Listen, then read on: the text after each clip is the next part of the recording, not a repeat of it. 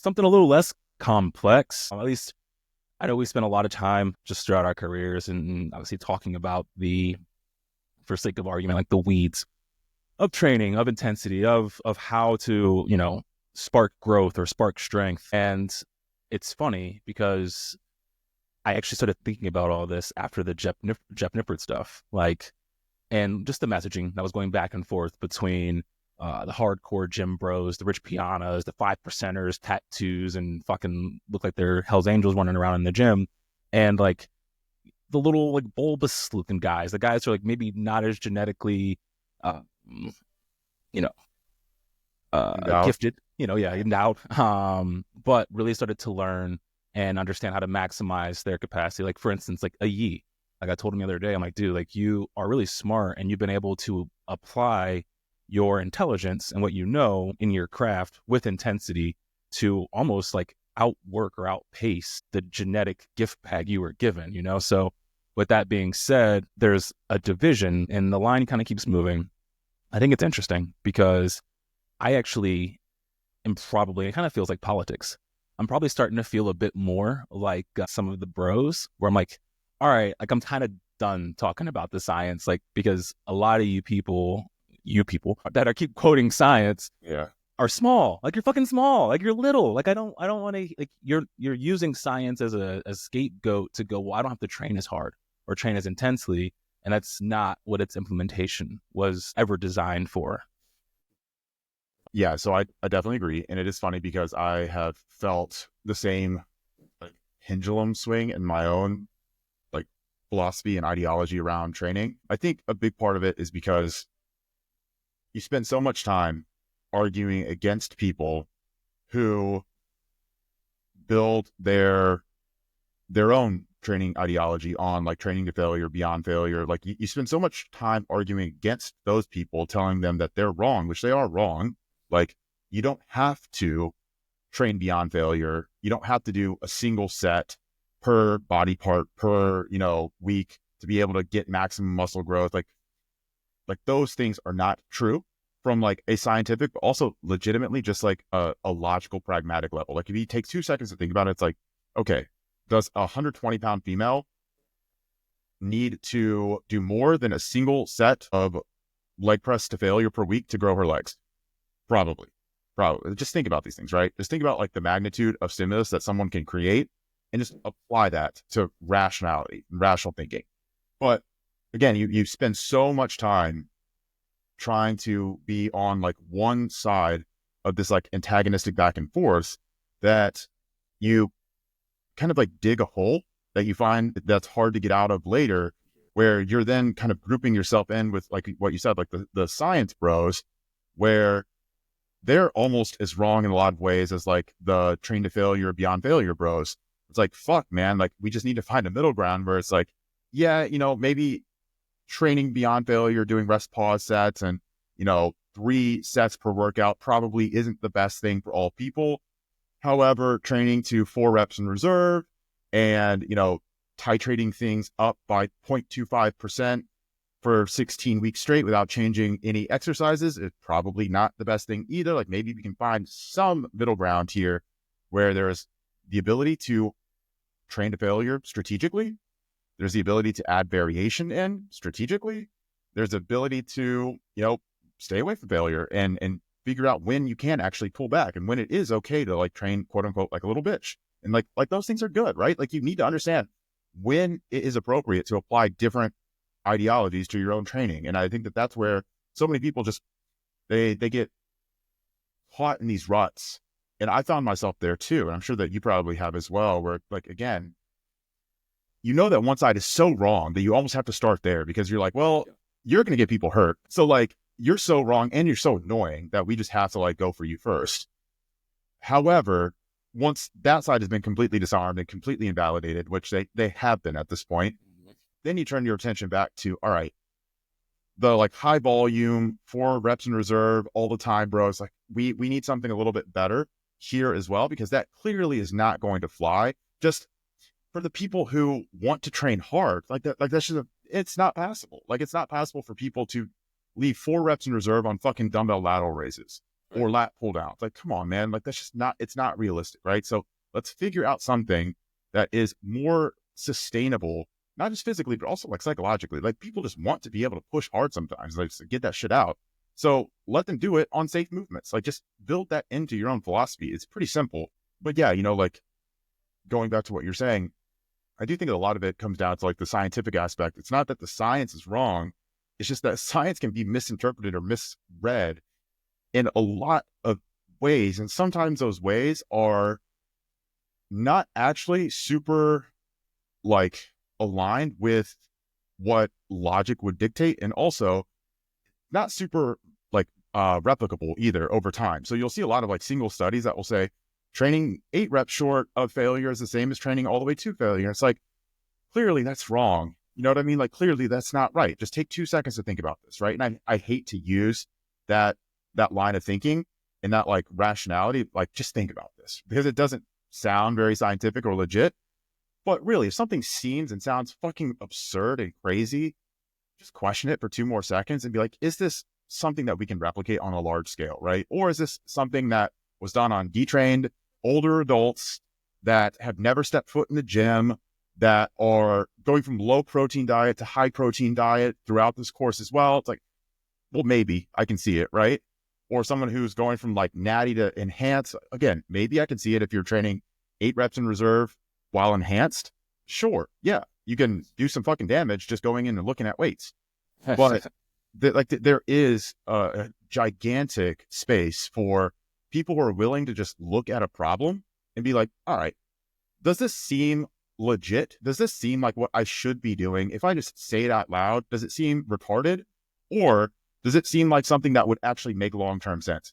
If someone were to come to me like, yeah, should my training be 4 reps in reserve? And should I be doing 20 sets every single time I'm in the gym and taking, 60 seconds rest between each set? Should I be doing 5 movements per body part per fucking training session? No, like, dude, it sounds stupid. It sounds stupid if you say it like that, right? And by the same token, like, should I go in the gym as a 120-pound woman and do 1 set of leg extensions, 1 set of leg press, and 1 set of hip thrusts? No, that sounds so stupid. Just say it out loud. And if it sounds stupid, you would be embarrassed to like ask another coach if it is retarded, it's probably retarded. Like, just use that filtering. Yeah, no, I think that's actually, if you'd be embarrassed to say it out loud, that's an excellent litmus test for deciding whether or not you're going to do something. I mean, it's like the nail on the head for me when you talk about just the complexity of the science and where people get lost, because people were told take everything to failure. And the one thing about failure, even if people don't understand exactly where their failure points are, it's pretty concrete, right? You have this place in your head, you're like, I'm going there.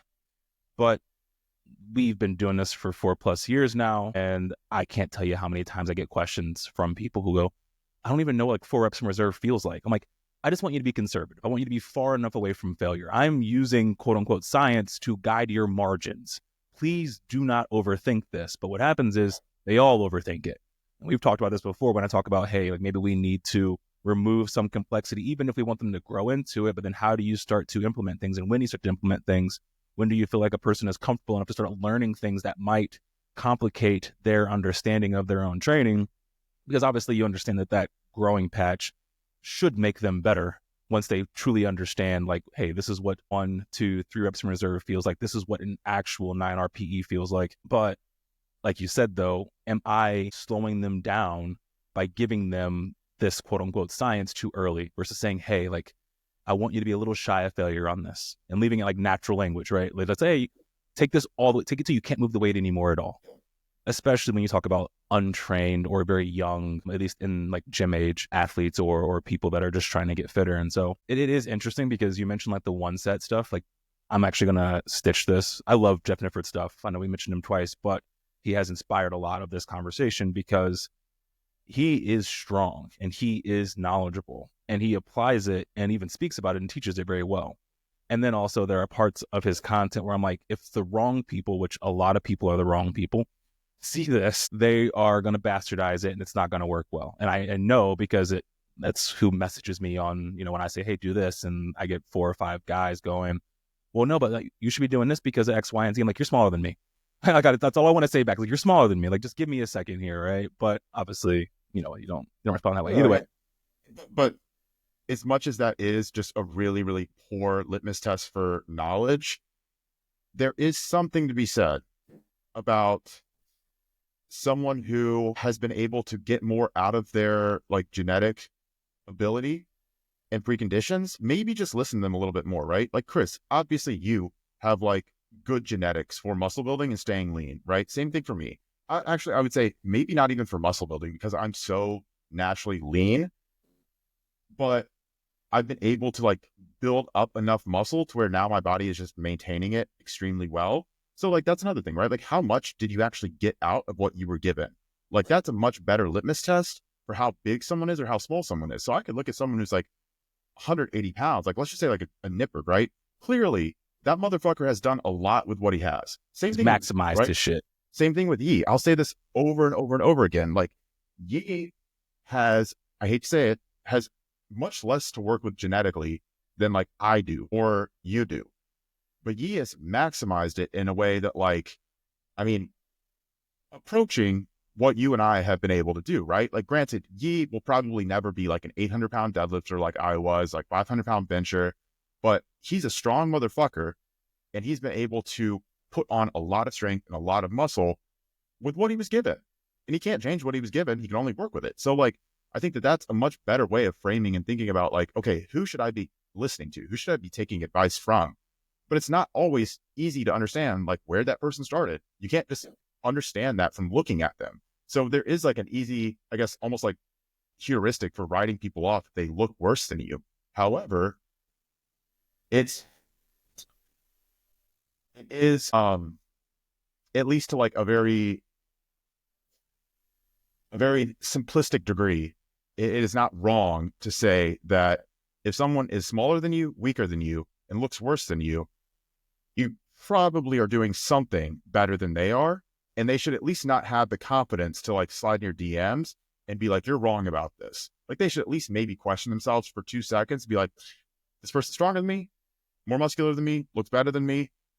Maybe there's a reason why they're doing it, right? So those people should mostly like if they're just like reply guys, they should probably just shut the fuck up for the most part. Like I don't know if anybody's ever slid in my DMs like unrequested, has ever actually given me something that has been valuable.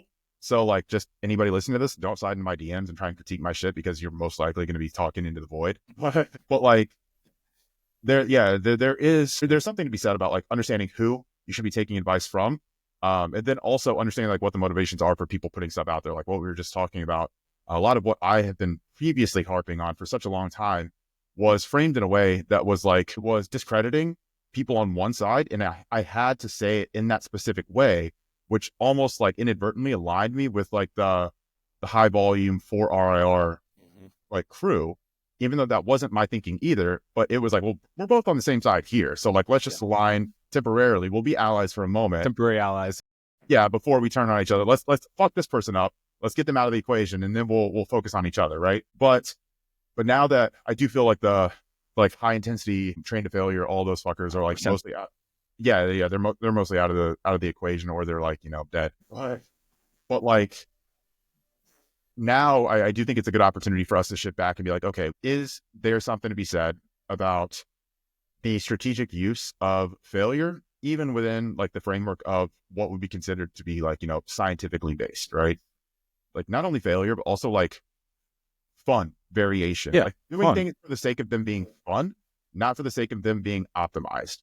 Yes. And I do think that there is a subtle optimization in doing things in a non-optimized way. And I don't think that many people really understand that whenever they're thinking about it purely in terms of like scientific papers and like reading research journals and shit. But like the more optimized you try and make your training, the more that you introduce like error and potentially like sticking yourself on a path that is in the wrong direction, and not really allowing yourself the ability to course correct. So like, I don't know how much you used to see this stuff, but there was a while where like the prevailing little dogma about training was like the best thing to do was pick a program for 16 weeks and run that. Like don't change anything, just run the same thing for 16 weeks and just try and add like a little bit of weight, progressively overload essentially every single week, every exercise, but you're doing the same thing, same routine every week for like extended time periods. So it would be like 4 to 6 months. And then after that, you change your program. And that was like the thing. And people were like, this is scientifically based. Like you trust the science, right? And sure, if we're robots, but people aren't robots. Like if I had to do the same training program for half a year, I'd fucking kill myself. Yeah. Like Yeah. I would hate the gym 3 months in, and I probably would not go to the gym for the last month. And this is someone who like has lived in the gym for the majority of his life. Like I cannot do that. So that is like over optimizing to the point of it being suboptimal. And that's a point that I think a lot of people really, really miss whenever they're talking about this stuff and they're leaning super heavily into like the science and being scientific or scientifically based or whatever. Like you want to follow Menno Henselmans, great. You want to follow like Nippert, great. Israel, great. Like they're all incredibly smart people. I mean, you should follow them. Like you should look at what they're posting and you should, figure out how that applies to your own training and your own training philosophy.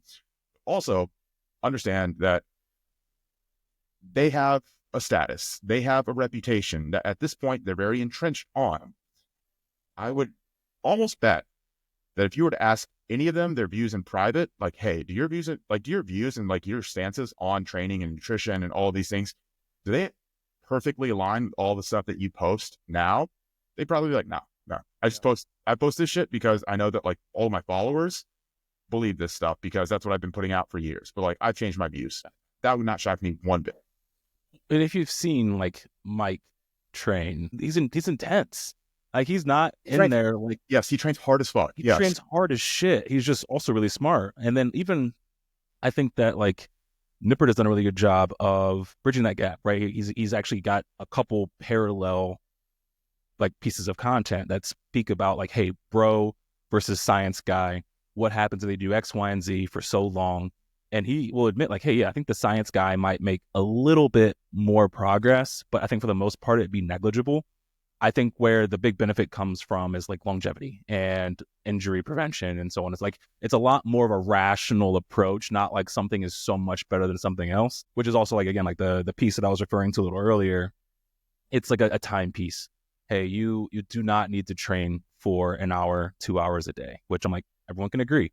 And he goes in and talks about like a study where essentially trained athletes train 2 days a week, having one hard set per muscle group and saw measurable growth. And so it's like, yeah, 100%, that's a thing. And the piece that I'm going to kind of spin off on, again, bringing intensity. And it's like, well, the thing is most of the people who follow you because they've become so entrenched in the science don't know how to train and get all they need to get out of one hard set, So it's like, how useful is this pragmatically for most people?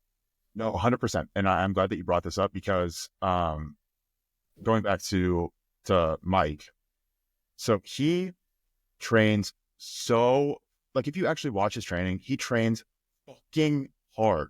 Like he will always post videos of him like puking after a leg workout and shit. But if you actually look at the training he does, it looks so simple. It looks so basic and like innocent looking almost. It's like, really this? That's the thing. If you get to a certain level of advancement and you understand what you're doing and you know your body and you actually understand intensity, we talked about this before. Like you could give me the most generic, basic fucking program of, barbell squats, leg press, RDLs, hamstring curls, calf raises, whatever, right? Whatever. That's like the most basic thing I could think of in the moment. And I could fuck myself up with that workout because I know how to train. Like you give me 3x10, 3x10, 3x10, 3x10, nothing fancy. And I could absolutely destroy myself and I can make phenomenal progress for an infinite amount of time. Like, because I understand how to train, but most people don't fundamentally understand how to train. And it's like an intuitive level. So this is something I wanted to mention whenever we were talking about RIR is that you almost have to reframe it in a natural language, like rule of thumb. And if you don't, then it becomes overwhelmingly complex. But the more that you look at these things, the easier it is. Very much like tempo. I don't fucking count tempo in my head. I just know, okay, 4 tempo is pretty slow. 4-1, pretty slow. And I'm going to pause in contraction. 5, but very slow eccentric. Like that's what I'm telling myself, right? It's like, I'm not counting this fucking shit. If it's something like 5-2-0-3, of course, now I have to count. But the majority of the time I see a tempo and I'm like, okay, cool. 2,000, that means just normal. I'm not thinking about tempo whatsoever. I'm just going at a normal pace. 3,000, just control the eccentric. 4,000, pretty slow eccentric. Like I'm deliberately slowing this down. 5,000, I'm going very fucking slow, almost uncomfortably slow on the eccentric. That's all you have to do. Same thing with RIR, right? You see 4 RIR, it's okay. This is going to be conservative. That's all. Just think about it like that. Hard, I'm feeling this. I'm exerting energy. I'm straining, but it's conservative. I'm not pushing to the point of like feeling like I'm going to die. 3, this is hard. 3 RIR is this is hard mode. 2 RIR is this is very hard. 1 RIR is this is fucking hard. I cannot do another good rep. And then 0 RIR is like, no, yeah, I fucking failed. Like I cannot move this weight anymore with good technique without actually breaking. That's all you have to do with this shit, man. People overthink it so hard. And they see something like 2 RIR and they're like, this just feels easy. It feels light. It's like, yeah, that's because you're looking at this and thinking about it fucking wrong. Like, I really just want people to understand, and we talked about this so frequently, but it's very hard to truly convey. Understand what these numbers are intended to mean. Like, don't look at them as like a numerical value or like quantitative value. Like, think about them and read them like qualitatively. Like, just again, natural language. 2 RIR is this is very hard. That's what it should mean. This is very hard. If you look at that and you're like, but it's not the failure, you're thinking about this fucking wrong. Like you actually are. So many people don't understand that. They also don't understand like the systemic straining and load and exertion required for something like 2 RIR whenever you're doing a leg press versus doing a lat pull down, right? Those are going to feel very, very different on your body. However, locally, like muscularly, they should be the exact same. You should be 2 reps away from failure. Again, the qualitative feeling systemically, though, is different. But again, locally, it should be the exact same. If you were to just define it down to 2 RIR means I can get 2 more reps from this point before I fail, just say it out loud. This is fucking hard. Like that's exactly what it needs to be. But again, people just overcomplicate this shit because they see a lot of numbers, they see a lot of variables, and they're not able to just break it down into that natural language, like what we're kind of going over here. Yeah, no, I think that's an excellent breakdown. And I think it's an excellent way to think about it. Obviously, it's how we coach, but it is interesting to see people get so lost in the weeds. And then again, just something we've said before, I would always rather have to pull someone back if they're just always going too hard than the people who are so caught up in this. Like, dude, your body doesn't know. Sorry, I should say your body's trend doesn't know the difference between you having 220 grams of protein and 225. Your body doesn't know the difference between I had half a rep more or I had a 1.5 reps more, right? Like consistently going in these, again, more general margins will get you to the promised land. Overthinking, going, oh shit, that was 1 RIR, not 2 RIR. I'm sorry. It's okay. Not a big deal. I promise you it's not. I only care for sake of being able to continue to progress and knowing that knowledge going into next week so you don't burn yourself out. I said, but your body didn't register it as like, oh shit, that's one more thing over here. Like, it's not how it works. And I think science has been pushed into the training space, to the fitness space, like this exact thing. But like, your body's an amazing machine. It adapts so well because it doesn't take things literally. It just takes the context it's getting and adapts as necessary. And if you think about it that way, you'll realize like you can't break the system by being a little off. So deal in the margins, deal in the natural language of things, and it'll get you a lot further than spinning your wheels over the nomenclature nuance.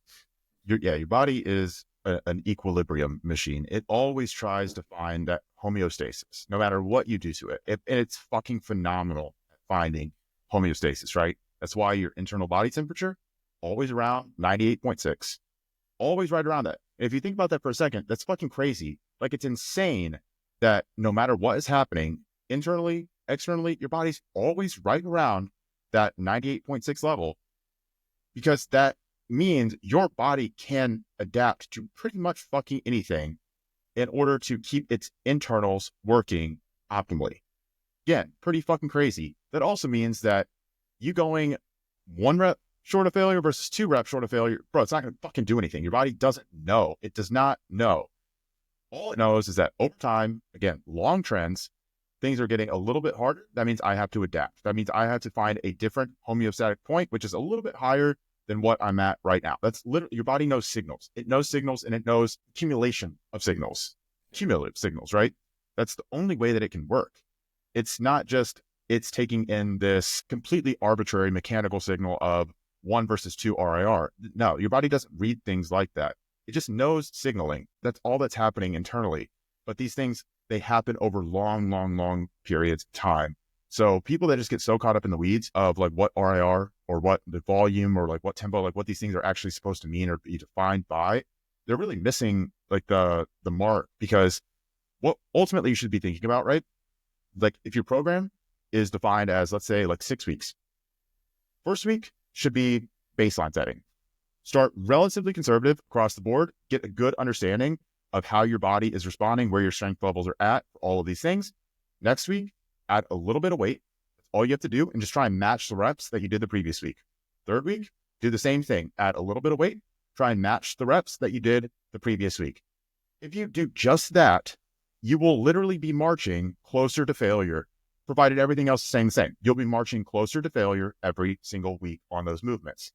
Again, we were just talking about, it doesn't have to be optimized like that. But if you really want to break it down in a way that you don't have to think about, week 1, you start at 200 pounds for 10 reps. Week 3, 205 pounds for 10 reps. Week 3, week 2, week 3, 210 pounds for 10 reps. Week 4, 215 pounds for 10 reps, right? You can just keep going like that. And eventually you will get to the point where you hit that like, holy fucking shit, this is the hardest thing I've done in a really long time. And at that point, you're probably pretty close to 0 or 1 RIR. Congratulations, you just made progress. Like, it's not fucking hard. Yeah. No, I mean, I think that's a really good way to sign off there. Like, you guys have a very pragmatic example.